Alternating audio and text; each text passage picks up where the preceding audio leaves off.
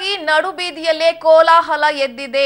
ನೀರಿಗಾಗಿ ವಿಷ ಬೆರೆಸಿದ್ರಿಂದ ಟ್ಯಾಂಕರ್ ಮೂಲಕ ನೀರು ಪೂರೈಕೆಯಾಗ್ತಾ ಇರುವಂತದ್ದು. ನೀರು ಸಿಗದಿದ್ದಕ್ಕೆ ಮಹಿಳೆಯರು ಕೆಂಡಾಮಂಡಲರಾಗಿದ್ದಾರೆ. ಅಧಿಕಾರಿಗಳನ್ನೇ ಬೀದಿಯಲ್ಲಿ ನಿಲ್ಲಿಸಿ ತರಾಟೆಗೆ ನಾರಿಯರು ತೆಗೆದುಕೊಂಡಿದ್ದಾರೆ. ಇಷ್ಟೆಲ್ಲ ಸಮಸ್ಯೆ ಇದೆ, ಏನ್ ಮಾಡ್ತಾ ಇದ್ದೀರಾ ಅಂತ ಹೇಳಿ ಪ್ರಶ್ನೆಯನ್ನ ಮಾಡಿದ್ದಾರೆ.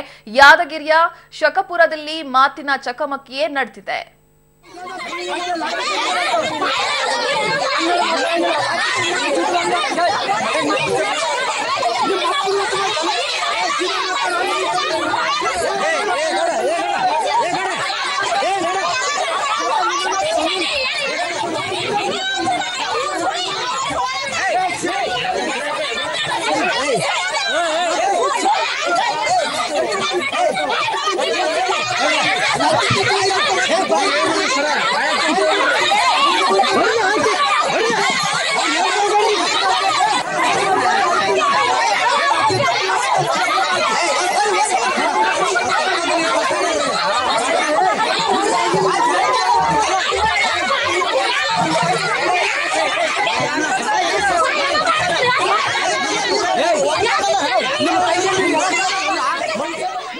ಇವಾಗ ಏನಷ್ಟು ಮಾಹಿತಿಯನ್ನ ಕೊಡ್ತಾರೆ ನಮ್ಮ ರಿಪೋರ್ಟರ್ ಪ್ರವೀಣ್ ರೆಡ್ಡಿ. ಕುಡಿಯೋ ನೀರಿಗಾಗಿ ಈ ರೀತಿ ಜಗಳ ಆಡಬೇಕಾ? ಏನ್ ಮಾಡ್ತಿದ್ದಾರೆ ನಮ್ಮ ಅಧಿಕಾರಿಗಳು ಅಂತ ಹೇಳಿ, ಎಲ್ಲಿದೆ ನಮ್ಮ ವ್ಯವಸ್ಥೆ?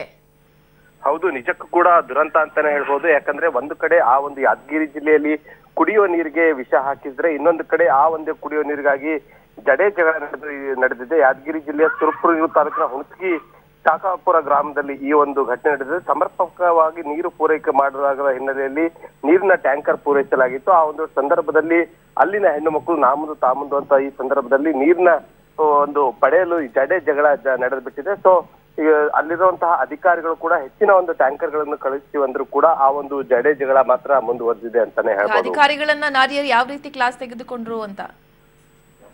ಹೌದು, ಈಗಾಗಲೇ ಆ ಒಂದು ಖಾಲಿ ಕೊಡಗಳನ್ನು ತೆಗೆದುಕೊಂಡು ಅಲ್ಲಿ ಈಗಾಗಲೇ ಆ ಒಂದು ಯಾದಗಿರಿಯ ಸುರಪುರ್ನಲ್ಲಿ ಈ ಒಂದು ಜಗಳ ನಡೆದಿದ್ದು, ನಾರಿಗಳ ಈ ಒಂದು ಜಗಳ ಕಂಡಂತಹ ಅಧಿಕಾರಿಗಳೇ ಒಂದು ಖುದ್ದು ಬೆರಗಾಗಿದ್ದಾರೆ.